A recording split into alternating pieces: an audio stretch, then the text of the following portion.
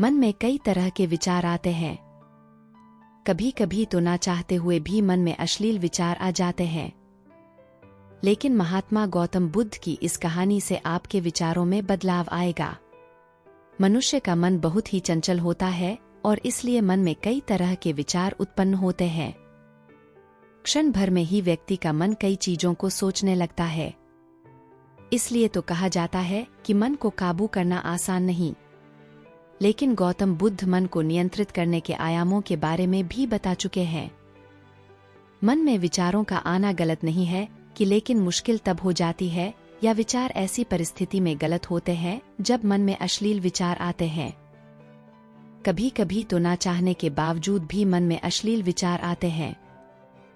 अगर आपके मन में भी ऐसे विचार आते हैं तो गौतम बुद्ध की इस कहानी से आपके विचारों में जरूर बदलाव आएगा। बुद्ध अपने भिक्षुओं को उपदेश देने के साथ ही उन्हें भिक्षाटन के लिए भेजते थे। एक बार उन्होंने अपने भिक्षु भरत को भिक्षा लेने के लिए एक श्राविका के घर भेजा। भरत पूरे रास्ते मन में यह सोचते हुए श्राविका के पास गया कि आखिर आज भिक्षा में क्या भोजन खाने को मिलेगा। क्योंकि भरत चंद्रुवंश के राजकुमार थे और बुद्ध के सानिध्य भिक्षु के रूप में दीक्षित हुए थे। हमेशा भरत को महल में खाने के लिए स्वादिष्ट पकवान मिलते थे। लेकिन आज भिक्षा के रूप में उसे जो भी मिलेगा संतुष्ट होना पड़ेगा। श्राविका के घर पहुंचकर भरत ने भिक्षा मांगी। श्राविका ने भरत को बैठने के लिए कहा और भोजन लाने के लिए घर के भीतर चली गई। इधर भरत फिर से अपने प्रिय भोजन के बारे में सोचने लगे और जैसे ही श्राविका भोजन लेकर आई तो भरत अचंभित रह गए। भरत ने देखा कि श्राविका ने उनके लिए उनके पसंदीदा पकवान परोसे हैं और अपने प्रिय भोजन को देखकर वह खुश हो गए। भोजन ग्रहण करते हुए भी भरत सोच रहे थे कि महल में तो उन्हें भोजन के बाद विश्राम करने की आदत है, लेकिन आज उन्हें भोजन के बाद वापस तेज धूप में चलकर आश्रम जाना होगा। लेकिन भोजन के बाद श्राविका ने भरत को कुछ समय के लिए विश्राम करने का आग्रह किया। भरत फिर से खुश हुए कि आखिर आज उनके मन की सारी इच्छाएं कैसी पूरी हो रही है। इसके बाद भरत कुछ देर विश्राम करने लगे। लेकिन विश्राम करते हुए भी लेटे लेटे वह सोचने लगे कि आज तो मुझे भोजन के बाद विश्राम करने को मिल गया, लेकिन ऐसा रोज रोज नहीं होगा। जब भरत विश्राम के बाद उठे तो श्राविका ने कहा कि आप जब तक चाहे यहाँ ठहर सकते हैं। भरत अब समझ गए कि ये कोई संयोग नहीं हो सकता। उन्होंने श्राविका से कहा कि मुझे क्षमा कीजिए, क्या आप मेरा मन पढ़ सकती हैं? श्राविका ने हाँ में उत्तर दिया और कहा कि हाँ, मैं मन पढ़ सकती हूँ। शुरू में यह कठिन था, लेकिन फिर मैंने स्वयं के मन विचारों को देखना शुरू किया।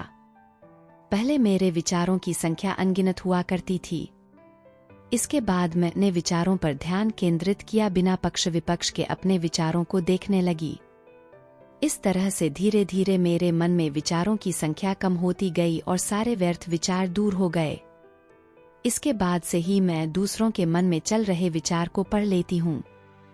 हालांकि श्राविका की बात सुनकर भरत घबरा गए। इसके बाद भरत ने श्राविका से आज्ञा ली और आश्रम के लिए निकल पड़े।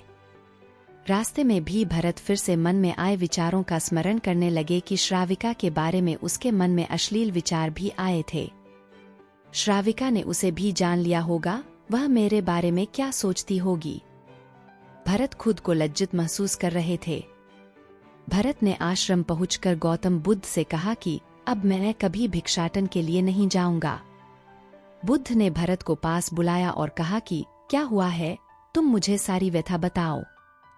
भरत ने सारी बातें बुद्ध को बताई। इसके बाद बुद्ध ने कहा कि अगले 1 हफ्ते तक तुम भिक्षाटन के लिए उसी श्राविका के घर पर जाओगे।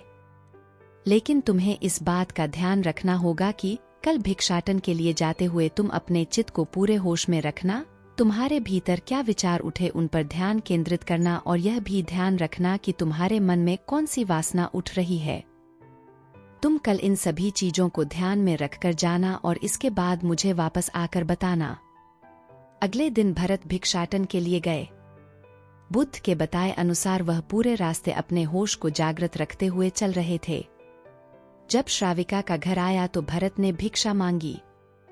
उसके भीतर कोई वासना नहीं थी और ना ही कोई विचार उत्पन्न हो रहे थे। क्योंकि उसने अपने मन को पूरी तरह जागृत रखा था। भरत ने भिक्षा ली और आश्रम चला गया। भरत ने बुद्ध को प्रणाम किया और कहा कि आज उसे जिस आनंद की अनुभूति हुई वह पहले कभी नहीं हुई।